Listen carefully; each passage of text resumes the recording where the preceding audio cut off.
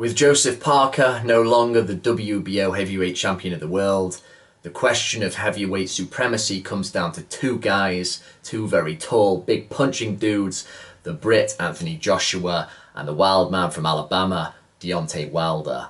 Two guys who are definitely on a collision course, but I think the idea of them fighting later this year, as early as the summer, has been said. I don't think that's going to happen, even though Wilder has expressed an interest, or rather has said he's going to come to the UK, is willing to do that. I think they'll both probably take on a mandatory first. Perhaps Wilder will take on the likes of Dominic Breazeale, where Joshua may take on the likes of an Alexander Povetkin or Gerald Miller. Maybe he'll make his US debut, and Eddie Hearn should be pushing for him to do that.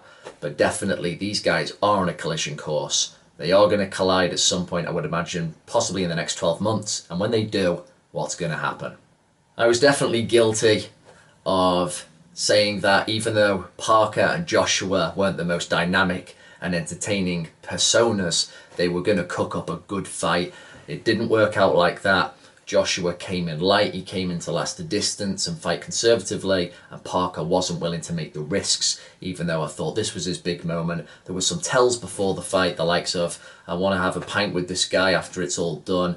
You know, that's not what you say when you want to rip the title away from someone in their home city, the hometown. He wasn't giving out the right vibes. As it turned out, it was a bit of a whatever fight, in a fight that I thought was definitely going to be a good one. I don't want to give it the kiss of death, but Wilder against Joshua strikes me as a fight that perhaps may be even more difficult not to be entertaining. Wilder will not have the reach problem that Parker had. He won't have to jump in inside and take that risk. Wilder can shoot that right hand from very long. That's what he prefers to do. And AJ knows that it's actually more dangerous to be on the outside with Wilder. It would be in AJ's interests, with his greater bulk, with his greater physical strength. Even though Wilder's shown some impressive strength for a spindly type character, you'd have to imagine AJ's physically stronger. It's in the Brit's interests to back him up straight away with the jab, getting close. And as he's described himself, he reckons the fight with Wilder would be more of a shootout, close the gap. And Joshua, when he finishes a guy, most of his knockouts you'll see, they're at mid-range. He's not a guy who really bombs you out with a long right hand like Wilder does. He likes to get close, and then he likes to unload with the sharp mid-range stuff. So he'll be looking to press Wilder.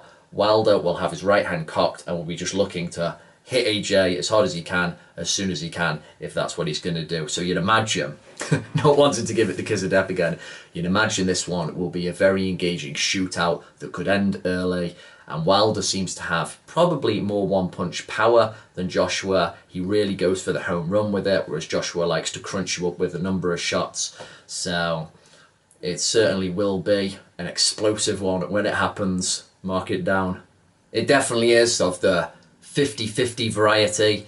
I thought realistically Parker against Joshua had more of a sort of 30% chance, not dissimilar to the pay cut he actually got percentage-wise. I thought that was about the kind of chance Parker had in the ring as well, and he showed he was pretty good, but he didn't do what was necessary, as I've said a few times now.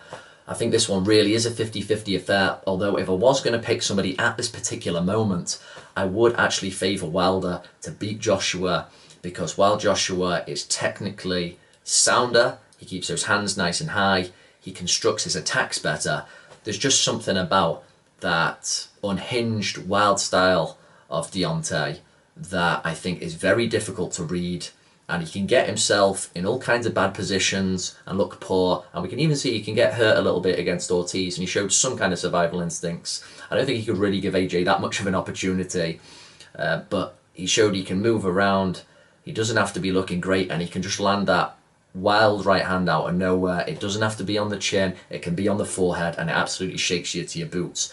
And one thing about AJ as well, he has got defensively better, there still is that stiffness to him, there still is that basicness to him. You could say while Wilder is technically inferior, he has a certain ingenuity and craft which you wouldn't teach, but can be very good and very effective. And effective is the key word here. Joshua does everything nice and neat, but against Wilder, he could be even a little bit of a victim of his own orthodox type rhythm. It can be read. He does have his own little tells and bobs a certain way.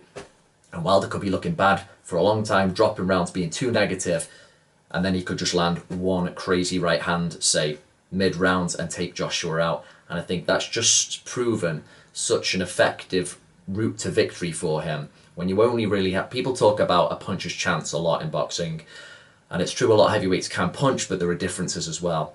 And Wilder really has that type, going back like Bob Fitzsimmons or like kind of Tommy Hearns type, spindly, crazy power. And as things stand, I think if they were to fight now, AJ and Wilder, it would be a shootout, it would be very entertaining. Joshua would have a very good chance of winning, but I just favour that crazy, unorthodox bomb to find somewhere on AJ's sizable head and take him out. What do you think?